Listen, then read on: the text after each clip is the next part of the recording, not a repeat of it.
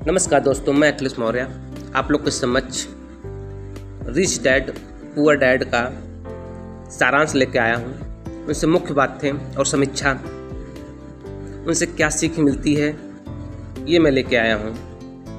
आशा करता हूँ आप लोग को ये वीडियो ज़रूर पसंद आएगा। पूरा समीक्षा सुननी हो तो ये ज़रूर वीडियो पूरा देखें। बहुत कम व्यक्तिगत वित्त संबंधी पुस्तकें ऐसी प्रतिष्ठित स्थिति तक पहुंची हैं जैसे रिच डैड पुअर डैड पुस्तक को मिली है। 1997 में जब यह पहली बार प्रकाशित हुआ तो इसने क्रांतिकारी विचारों को प्रस्तुत करके वित्तीय दुनिया को प्रभावित किया।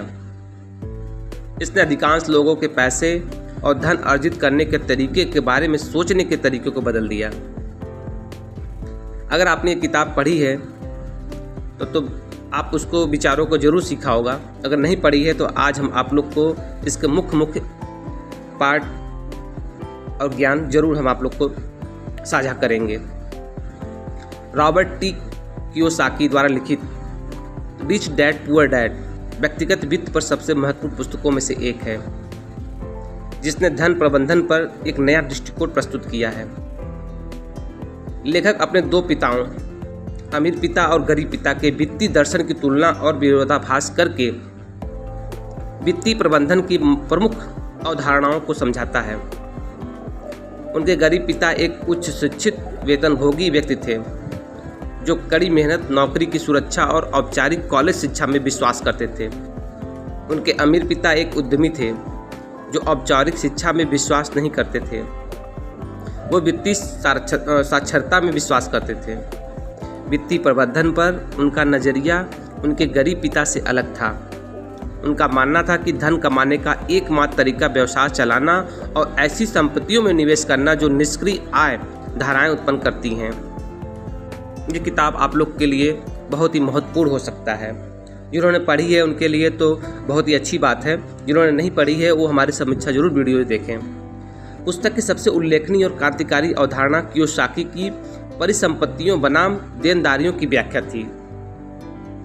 उन्होंने समझाया कि परिसंपत्तियां पैसा लाती हैं जबकि देनदारियां पैसा निकालती हैं। बहुत से लोग घर या कार को संपत्ति मानते हैं, लेकिन वे दायित्व हैं। निवेश और किराए की संपत्तियां जो आय उत्पन्न करती हैं वो वास्तविक संपत्ति है। कुल मिलाकर रिच डैड पुअर डैड पुस्तक वित्तीय शिक्षा प्राप्त करने और धन अर्जित करने तथा चूहों की दौड़ से बचने के लिए बुद्धिमानीपूर्ण वित्तीय निर्णय लेने के बारे में है। रॉबर्ट टी कियोसाकी की पुस्तक रिच डैड पुअर डैड से मुख्य बातें। नंबर 1, देनदारियों पर नहीं परिसंपत्तियों पर ध्यान केंद्रित करें। पुस्तक का मुख्य उद्देश्य लोगों को आर्थिक रूप से स्वतंत्र होना तथा धन संचय करना सीखना है। कियोसाकी कहते हैं कि ज़्यादातर लोग परिसंपत्तियों और देनदारियों के बीच का अंतर नहीं समझते। वे उन्हें इस तरह परिभाषित करते हैं। परिसंपत्तियां वे चीज़ें हैं जो पैसा लाती हैं, जैसे अचल संपत्ति, स्टॉक और व्यवसाय। दूसरी ओर देनदारियां आपकी जेब से पैसे निकालती हैं। इनमें से घर या कार ऋण, क्रेडिट कार्ड ऋण और बहुत सी ऐसे जो चीज़ें हैं जो आपको धन आपके पास से बाहर लेके जाती हैं। इसके लिए वह एक घर का उदाहरण लेते हैं जिसे ज़्यादातर लोग संपत्ति मानते हैं, लेकिन यह एक दायित्व है। वह बताते हैं कि अगर आप अपने घर खरीदते हैं और उसे गिरवी रखते हैं तो आप सिर्फ खर्च करते हैं और इससे आपको कोई आय नहीं मिलती, जिससे यह एक दायित्व बन जाता है। केवल वाणिज्य अचल संपत्ति जिसके लिए आपको किराए की आय मिलती है एक परिसंपत्ति है। ऐसी परिसंपत्तियां बनाएं जो आपको आय दिलाए, न कि ऐसी देनदारियों को जो खर्चे पैदा करें। नंबर 2, वित्तीय शिक्षा प्राप्त करें।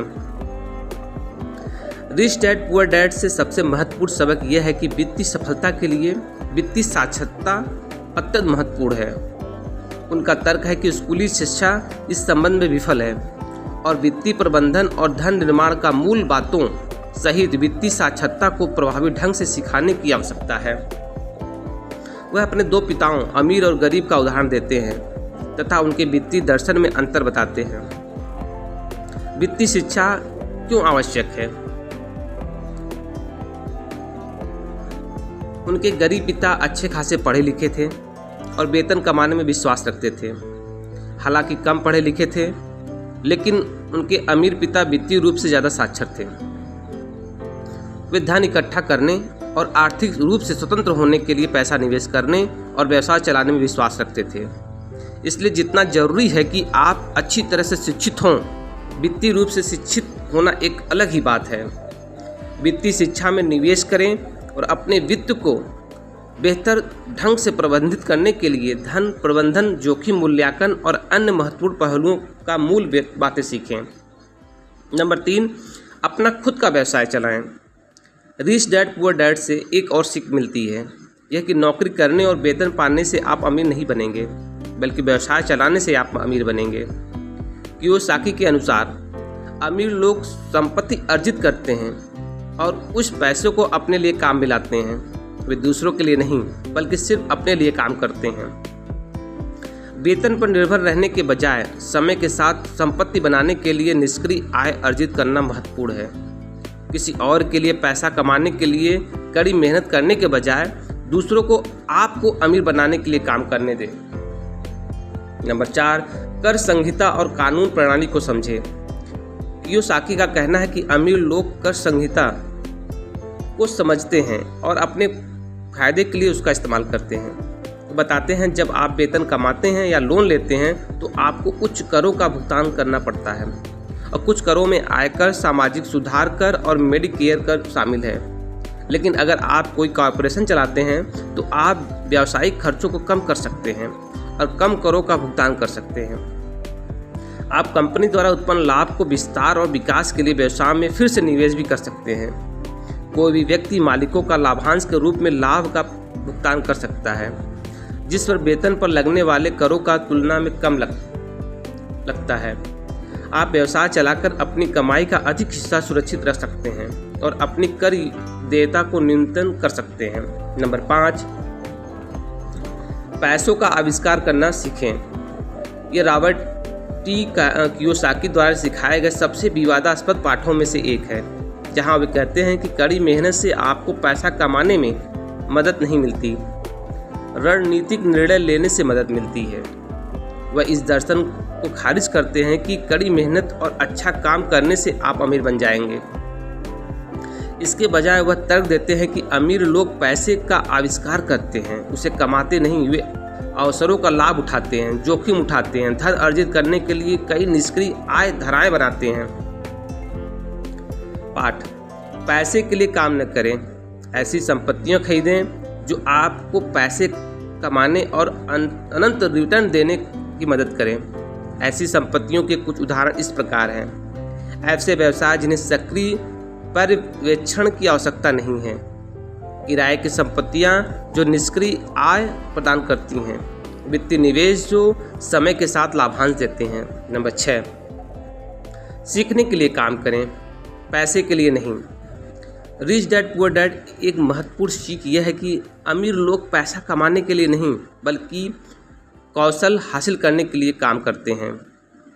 अगर आप तनख्वाह पाने के लिए काम करते हैं तो आप कभी भी चूहे की दौड़ से बाहर नहीं निकल पाएंगे और असली दौलत हासिल नहीं कर पाएंगे।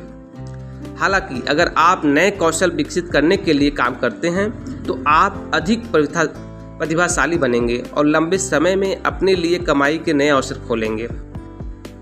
यह मानसिकता परिवर्तन लोगों को अच्छी तनख्वाह वाली नौकरियों की आकांक्षा से उद्यमी बनने की ओर ले जाता है।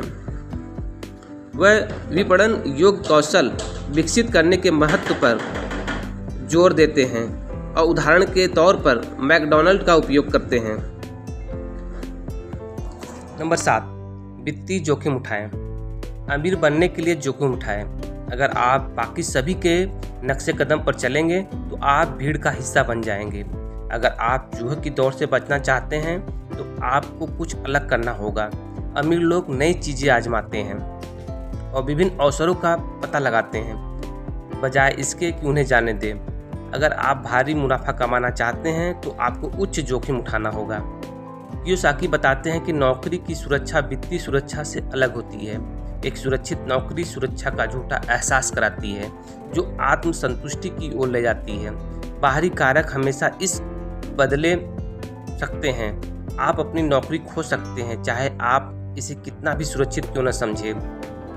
हालांकि स्टॉक, बॉन्ड, रियल एस्टेट और अन्य परिसंपत्तियों में निवेश करना जो कई आय स्रोत बनाते हैं, आपको वित्तीय रूप से सुरक्षित बनाएगा। यदि एक आय स्रोत प्रभावित होता है तो आपके पास अभी और भी कई स्रोत होते हैं। क्या इसका मतलब यह है कि आपको अनावश्यक जोखिम उठाना होगा? बिल्कुल नहीं। यह वित्तीय सफलता प्राप्त करने के लिए सोच समझकर उस जोखिम उठाने के महत्व पर जोर देते हैं। आपको अपने विकल्पों का ध्यान में से तौलना चाहिए, लेकिन सीमित विश्वासों और जोखिमों से बचने की वजह से अच्छे अवसर पर दांव लगाने में संकोच न करें। 5 बड़े विचार।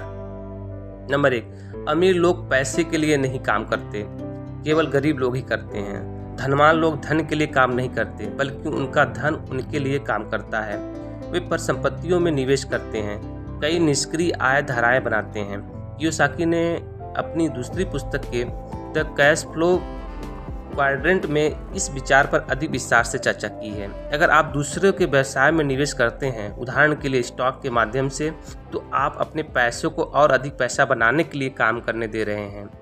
आप इसके लिए सक्रिय रूप से काम नहीं कर रहे हैं, पर फिर भी आप समय के साथ साथ आय अर्जित करेंगे और धन इकट्ठा करेंगे। नंबर 2, अमीर लोग संपत्ति अर्जित करते हैं और गरीब लोग देनदारियां अर्जित करते हैं। अमीर लोग संपत्ति अर्जित करते हैं और गरीब लोग देनदारी। धनवान लोग आय उत्पन्न करने वाली परिसंपत्तियों जैसे स्टॉक, बॉन्ड और अचल संपत्ति को अर्जित करके धन अर्जित करते हैं। गरीब लोग घर, कार और अन्य संपत्तियां खरीदते हैं जो देखने में तो संपत्ति जैसी लगती है, लेकिन वास्तव में दावित्व होती है, क्योंकि वह धन की बर्बादी करती है। नंबर 3, यह मायने नहीं रखता कि आप कितना पैसा कमाते हैं, बल्कि यह मायने रखता है कि आप कितना बचाते हैं। एकमात्र पैसा जो आपके जीवन में कई फर्क डालता है वह है कि आपके द्वारा बचाया गया पैसा आप बहुत कमाते हैं, लेकिन टैक्स देते हैं और उसे जरूरी खर्चों पर खर्च कर देते हैं, जिससे आप बहुत कुछ भी नहीं कर बचता। बहुत सारा पैसा कमाने से आप अमीर नहीं बनते, बल्कि उसमें से ज़्यादातर को अपने पास रखना आपको अमीर बनाता है।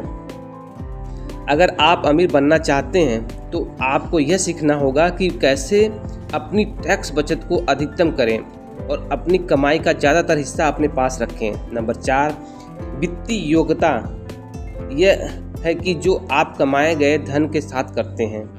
पैसा कमाना पहला कदम है।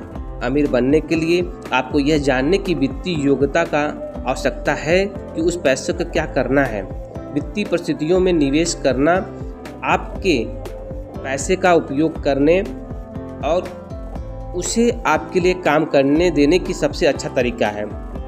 स्टॉक, बॉन्ड, किराए की संपत्तियां और अन्य आय उत्पादक वित्तीय परिसंपत्तियां खरीदें। वित्तीय साक्षरता आपको वित्तीय बुद्धिमत्ता हासिल करने में मदद करेगी और यह सीखेगी कि कैसे अपने पैसे से अधिक धन कमाया जाए। नंबर 5, हमारी सबसे मूल्यवान संपत्ति हमारा मन है। अंत में, यदि आप रिच डैड पुअर डैड पुस्तक से कुछ सीखना चाहते हैं तो यह सीखें, आपका दिमाग आपकी सबसे मूल्यवान संपत्ति है। यह आपकी भौतिक संपत्ति, घर, कार आदि या पैसा या कुछ और नहीं है। अगर आपके पास तेज दिमाग है, आप इसे मजबूत वित्तीय IQ विकसित करने के लिए अच्छी तरह से प्रशिक्षित करते हैं, तो आप धन इकट्ठा कर सकते हैं और अमीर बन सकते हैं। आपको अपनी मानसिकता और मूल्यों को बदलने के लिए इसकी ज़रूरत है। अपनी वित्तीय स्थिति बदलने और धनवान बनने के लिए धन कमाने और उसका प्रबंधन करने के तरीके सहित धन के बारे में अपनी सोच बदलें। लोकप्रिय अमीर पिता गरीब पिता का मेन उदाहरण क्या है? प्रेरणादायक मोटिवेशनल पॉइंट क्या है इस पुस्तक का? नंबर 1, असली दुनिया में सबसे बुद्धिमान लोग वो होते हैं जो गलतियां करते हैं और सीखते हैं। स्कूल में सबसे बुद्धिमान लोग गलतियां नहीं करते हैं। नंबर 2, हम सभी के पास सबसे शक्तिशाली संपत्ति हमारा दिमाग है। अगर इसे अच्छी तरह से प्रशिक्षित किया जाए तो यह एक पल में बहुत अधिक धन पैदा कर सकता है। नंबर 3, अमीर लोग संपत्ति अर्जित करते हैं, गरीब और मध्यम वर्ग के लोग देनदारियां अर्जित करते हैं जिन्हें वे संपत्ति समझते हैं। नंबर 4, आप अपने मुंह से जो कहते हैं वो आपके जीवन को निर्धारित नहीं करता है। आप अपने आप से जो कहते हैं उसमें सबसे अधिक शक्ति होती है। नंबर 5, श्रमिक इतनी मेहनत करते हैं कि उन्हें नौकरी से नहीं निकाला जाता और मालिक उन्हें इतना ही वेतन देते हैं कि वह नौकरी छोड़ दें। अगर आपको ये वीडियो पसंद आया हो तो प्लीज़ लाइक और शेयर सब्सक्राइब जरूर करें। मिलते हैं नेक्स्ट वीडियो में और ऐसे ही मोटिवेशनल स्पीक आप लोग के जरिए हम लेते आएंगे और हमें भी बहुत कुछ सीखने को मिलता है। जय हिंद, जय भारत, वंदे मातरम।